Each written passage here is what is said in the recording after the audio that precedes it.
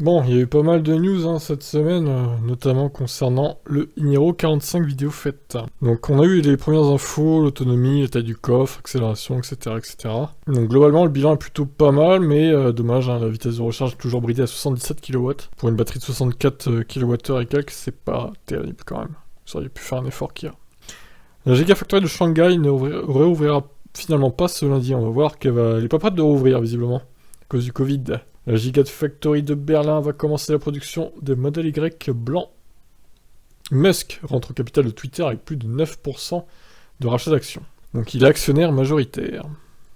La production des Bolt EV et EEV va enfin reprendre après un premier trimestre catastrophique pour GM. Bonne nouvelle pour eux. Ensuite, NIO veut se lancer dans le monde très concurrentiel des smartphones et affronter Apple. Bonne chance, hein, bonne chance. La Cupra Born 230 chevaux dévoile son prix sous les 45 000 € hors bonus. Donc elle aura le bonus de 6 000 €. Je crois que du coup, c'est la seule voiture officiellement qui est aussi puissante qui a le bonus de 6 000 €. Vu que la modèle 3 de base maintenant n'est plus éligible au bonus maximum. Il me semble. Hein. Ensuite, DeLorean va dévoiler sa première voiture électrique au mois d'août 2022. On a hâte de voir évidemment. Hertz s'offre 65 000 Polestar 2. Après les modèles 3, c'est les Polestar 2 qui commandent. Alors, Musk rejoint le conseil d'administration de Twitter, forcément avec sa prise de participation. Honda et GM s'associent pour produire des voitures électriques abordables au niveau mondial. Ensuite, nous avons les modèles Y et modèle 3 leaders des ventes au Royaume-Uni en mars 2022, toute énergie confondue. BMW France offre 1 an de recharge gratuite sur Unity à ses nouveaux clients. C'est toujours bon à prendre. Selon Imparato, la future Alfa Romeo Giulia sera 100% électrique. Ok, la première Lexus électrique RZ 450e proposera un volant yoke, comme chez Tesla. En option série, je sais pas. Nouveau retard en prévision pour le Nissan Ariya électrique. Et oui, il serait décalé de quelques semaines. Une petite liste de voitures électriques chinoises qui vont débarquer en Europe en 2022. Ensuite, Tesla va-t-il révéler de nouvelles infos sur un modèle low cost lors du Cyber Rodeo? Eh ben, au final, non. Dommage. Ce site compare la rentabilité d'une Peugeot i208 face à sa cousine thermique. Et c'est des conneries. C'est une comparaison biaisée.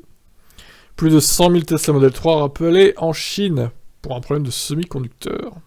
Terrible pour Tesla.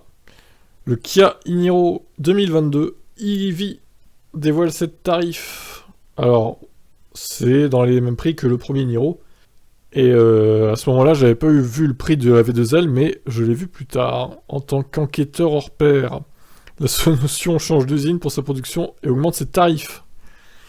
La Sonotion qui devient de moins en moins intéressante, malgré un concept prometteur. Un Français sur deux n'a pas confiance en la voiture électrique. Bon bah je fais partie de l'autre moitié du coup qui a confiance. La NHTSA va se pencher sur le cas de LG Energy Solutions et ses batteries défectueuses. La NHTSA ils enquêtent sur tout et n'importe quoi de toute façon. Ensuite, bon, j'ai passé, sans faire exprès, j'ai fermé l'onglet, il y avait la Smart One hein, qui a été révélée aussi.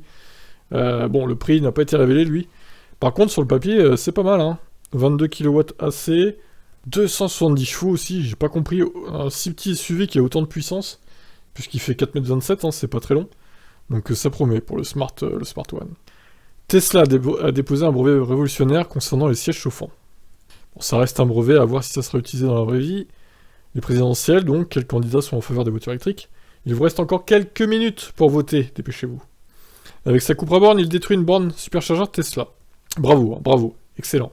Alors il y en a un dans les commentaires, John Doe, là, toi je te vise, toi. Mais c'est pas très malin de les traiter de débiles, tu sais pas ce qui s'est passé? Bah si, non mais désolé, hein. C'est un gland qui s'est trompé de pédale, c'est tout, il a accéléré au lieu de freiner. Il a détruit la borne. Alors vous me dites aussi, c'est peut-être un fake. Bah honnêtement, prouvez-le que c'est un fake, hein. Ça a l'air réel hein, pourtant.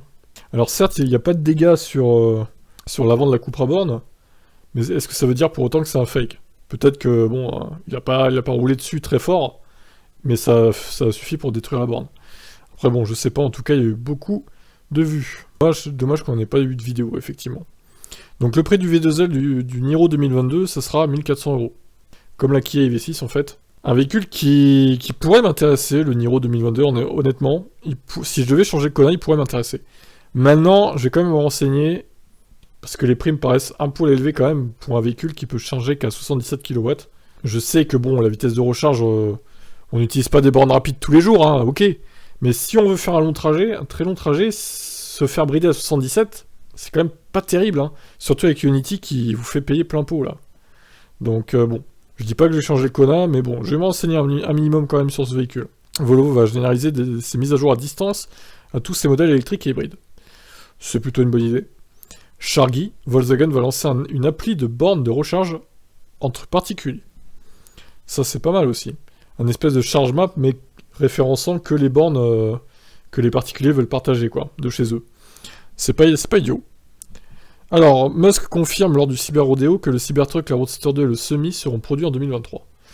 Bon, sous réserve de retard, d'autres retards. Il a annoncé aussi que Tesla travaillerait bien sur un nouveau modèle, mais pour les robots taxis. Donc, à voir. Ce serait un véhicule autonome, du coup. Alors, j'ai enfin mis à jour les ventes de véhicules électriques en France. J'ai traité donc janvier-février. Bon, on commence doucement l'année, hein, du coup. 10 218 et 13 453. J'ai pas encore fait mars. On fera ça prochainement. Ensuite, Tesla Megapack va alimenter le projet minier solaire Bitcoin au Texas. Donc, bon, ça concerne les crypto-monnaies. Ensuite, Musk déclare que le Tesla Bot Optimus démarrera en 2023, la production. Bon, ça, c'est pas concernant la voiture électrique, mais bon, ça reste du domaine de Tesla, donc j'en parle quand même. Alors, petite anecdote croustillante, elle achète une voiture électrique sans permis, mais habite au 4e étage d'un immeuble. Et elle s'est rendue compte que sur les bornes sur lesquelles elle voulait aller, ben, on pouvait pas brancher la voiture sans permis sur secteur, puisqu'il n'y avait pas de prise secteur. Il n'y avait que des prises sûrement T2, du coup, voire T3. Donc, bah, du coup, elle s'est retrouvée le bec dans l'eau. C'est dommage, il va falloir trouver d'autres bornes, d'autres points de recharge. L'Italie valide un bonus écologique sur les voitures électriques et hybrides rechargeables, on précise quand même. Donc le bonus irait jusqu'à 3 000 € pour les voitures électriques. Ce qui est moitié moins que chez nous quand même. L'usine Tesla de Berlin pourrait fermer si l'Allemagne arrête de se fournir en gaz russe. Eh ben oui, du coup il y aura une pénurie, donc il devrait fermer des industries qui utilisent du gaz. Du coup l'usine de Berlin serait fermée jusqu'à nouvel ordre. Mais on n'y est pas encore, hein, évidemment. C'est de la science-fiction pour l'instant. La Gigafactory Tesla de Shanghai restera fermée jusqu'à nouvel ordre à cause du Covid, donc voilà ce que j'ai annoncé au début. Compliqué hein, pour l'usine Tesla pas de Berlin, mais de Shanghai du coup. Alors, modèle Y Standard Range 4 roues motrices se concrétise à 449 km d'OLTP, normalement. À voir s'il arrivera en Europe cette année ou l'année prochaine. C'est sûr qu'il y arrivera, de toute façon, dans l'usine de Berlin. Ensuite, Nissan s'associe à la NASA pour ses futures batteries solides. Partenaire de choix, hein, pour Nissan en tout cas. Musk veut-il tuer Twitter? Il enchaîne les provocations et les sondages débiles. Je sais pas trop à quoi il joue avec Twitter, et en vrai, Elon Musk, ça m'inquiète un peu. Moi, j'utilise pas mal Twitter. Enfin, je regarde plus que je ne poste dessus, pour le coup. D'ailleurs, il y a mon Twitter, hein, si vous voulez me suivre, évidemment. Ici même. Mais bon, après, ça me fait chier qu'il tue Twitter. J'espère qu'il va pas le tuer, quand même. Ça reste pratique comme outil, pour s'informer. Alpine passera ses futures voitures électriques dans la soufflerie F1, et pour les optimiser au mieux. Ça, c'est pas idiot. Vous m'avez dit, enfin, c'est étonnant qu'il l'avait pas fait avant. Effectivement. Donc, d'ailleurs, la chaîne F1, hein, Type F1, que voici, si vous voulez vous abonner. Et enfin, la dernière news, entre mars 2021 et mars 2022, les ventes de voitures électriques d'occasion ont bondi de 103% en France, on précise quand même. Voilà pour cette semaine d'actu. Alors, demain, je vais faire changer ma batterie. Je vous tiendrai au courant sur la chaîne, évidemment, des nouvelles. Hein, quel type de batterie ce sera? Alors, j'imagine que ça sera une autre LG qui aura été contrôlée, normalement. J'espère que c'est une batterie neuve, qui vont pas me remettre un truc reconditionné, évidemment.